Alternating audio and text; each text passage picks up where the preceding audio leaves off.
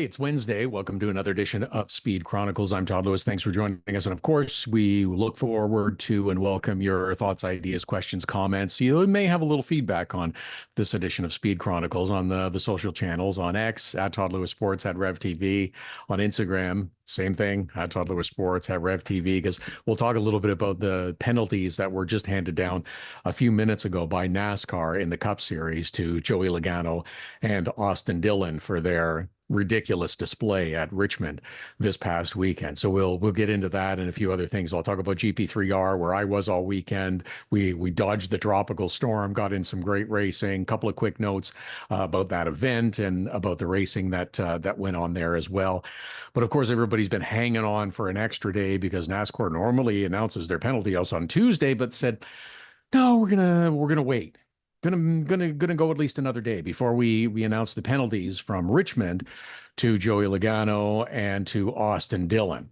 By now, I'm sure you've heard about what they are. Austin Dillon gets to keep his win, but he doesn't get to keep any of the benefits of the win. It doesn't count towards the owners or driver standings in terms of the championship, and it doesn't admit him into the playoffs, and he also gets docked 25 points. So when is a win not a win? When it happens the way that Austin Dillon did it by drilling Joey Logano. I got no issue with Joey Logano getting smacked around with a big fine for $50,000 for spinning his tires and dangerous actions along pit lane post-race. So there's a lot of stuff I want to talk about with this incident. First off, how come there were so many people on pit lane after the race? Families, kids, what are you doing on pit lane after the race? There's no need for this. It should not be happening. Where were the NASCAR officials to prevent this from happening? Why weren't people on the crew stopping this from happening? I've been on pit lane post-race regularly. It's a dangerous place to be. Cars are coming in, drivers are heated, sometimes they're a bit frustrated. You've got moving vehicles. It's like walking out into traffic. It's ridiculous. There is no reason for families, especially with kids, to be out anywhere on pit lane. So let's clean that up, first of all. And I've got no issue with Joey Logano getting whacked with a big fine for dangerous activity on pit lane post-race. Okay, let's talk about the incident now with Austin Dillon, who first drills Joey Logano. Oh, yes, it's the bump and run. Oh, no, it's not the bump and run. It's the smash and go. He drilled him, hunted him out of the way, sent him into the fence. And then, yeah, you be the judge and you decide in the information that you gather whether or not he deliberately knocked Denny Hamlin out of the way. I'll call it accidentally on purpose, but yes, he did absolutely nothing to avoid the contact.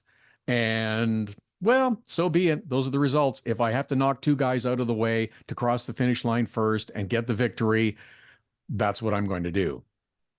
You're deep, deep, deep in the standings. You have no hope of making the NASCAR playoffs unless you score a victory, because that is the free pass into the NASCAR playoffs. Where do you want to start with that? That's a problem to me. I don't think that should be the case at all. It shouldn't be an automatic ticket into the playoffs. Is this really the way you want to run your business? I don't think you should have the playoffs, but that's my opinion. It's not changing anytime soon because they think it's dramatic, and having eliminations all through the 10 rounds is the way to go. It's not changing. Neither is stage racing. I don't like either of them. It's not changing anytime soon. But at least we have sort of a half-hearted attempt to not let it completely get out of hand in terms of do anything you want to get a victory and it gets you into the playoffs. So removing this as the free pass for Austin Dillon is a step in the right direction and correcting a wrong. I'll give you that. Does it solve the problem? No, because it only solves it until the next time, because somebody else is going to do it. We have gone from a respect and hard charging, hard racing to it's okay to knock somebody out of the way. Doesn't matter who it is, knock them out of the way. You can get the victory. Drivers don't pass each other anymore. They punt each other out of the way on a far too regular basis.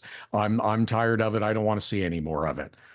And until NASCAR does something about it, they're condoning it. You know, Brian France has been gone from NASCAR for a long time, yet the awful that still remains from his reign, because he was the one who said it, boys have at it, and it has gotten way out of hand. Way out of hand. Go ahead, punt somebody out of the way, no problem. When was the last time you saw a penalty other than the one in the Truck Series recently for rough driving in NASCAR? That's what I thought. Doesn't exist anymore. It's okay to punt drivers out of the way now. Doesn't matter. Until you correct that, it's going to keep happening. Past drivers. Is it a problem with the car? Is it a problem with the tracks? Yes, that's part of it. And let's address all the issues. And it's not going to get solved, and it's not going to get fixed overnight. But in the meantime, you can't let drivers simply punt others out of the way. Okay, good. You're right. Austin Dillon doesn't get the free pass into the playoffs. Doesn't solve the issue. It's not going to solve the problem. Until you start penalizing drivers for behaving like idiots, then that will start to solve the problems. I don't think it gets any simpler than that. Was the Denny Hamlin deliberate? Maybe. I don't think he did anything to avoid it, and I think that's part of the problem. Austin Dillon's spotter also got suspended for 3 races for yelling "wreck him" on the radio. Yeah, that's what it's come to. Is it's okay to wreck guys, it's okay to dump guys, it's okay to punt them out of the way. Don't worry about passing. Don't worry about setting guys up. You know, coming from halfway down the back straightaway right into the corner, almost wrecking yourself and barely hanging on, only to use Joey Logano as the stopper that pushed him out of the way and allowed you to get your car turned through the corner. Oh, and there's Denny Hamlin. Fine, I'll take him out too. Do whatever you got to do. It's fine. That's the problem. That's my dog Larry, if you're hearing her in the background, by the way. So I guess that's I guess partly a step in the right direction, that they're not going to allow this to happen, to admit Austin Dillon into the playoffs, and it's the right thing to do because he's nowhere near in the playoffs. But until you start fixing the problem, it's going to keep happening. This is just the latest time, and it'll go back and forth, and it'll be noisy, and there will be many that think, oh, this is great. Oh, you're either in favor of it or you're against it, but it's getting a lot of conversation and discussion on social media, and that's what we want. No, it's not what you want. I don't want my top series of elite level motorsports of NASCAR to be the one where it's a petty argument every week about that, and that's the publicity you're getting, instead of which drivers are succeeding, which drivers are doing well, who's increased their performance. I don't like that nonsense. That's not racing. Pushing someone out of the way, that's not racing. Yes, I understand that if you are driving, there are times you're going to come in contact with another car. There are times you are going to nudge them out of the way. Happens regularly. Go to short tracks like Martinsville, even Richmond and others. It happens. I can understand that and accept that. When you drill someone in the back bumper and punt them into the wall, not acceptable, but it still happens far too frequently. And it's not only tolerated, but celebrated. And that's the problem. Nobody passes anymore. Everybody dumps people and gets them out of the way.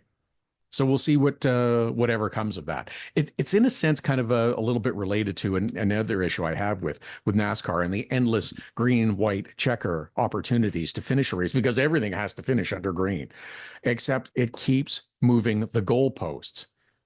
That's the issue. That was the troublesome spot for me this past weekend with NASCAR Canada at GP3R. Hey, a tremendous event. I love this event. I make no secret about it. It was fantastic. Good for everyone for navigating the tropical storm that went through on Friday. It impacted our arrival. We got there later than expected, but the rest of the weekend was sensational. We had Nissan Sentra Cup. We had F1600s and SCCC. It was lots of good racing, Urban Challenge and all kinds of good racing. NASCAR race was drama filled. It was exciting. There was a lot of good of action. Great field of 32 cars. It was really, really great. Except that we got into the whole green white checker, and it's an unlimited opportunity again. One of them was really long, and it impacted the finish of the race because you had cars running out of fuel.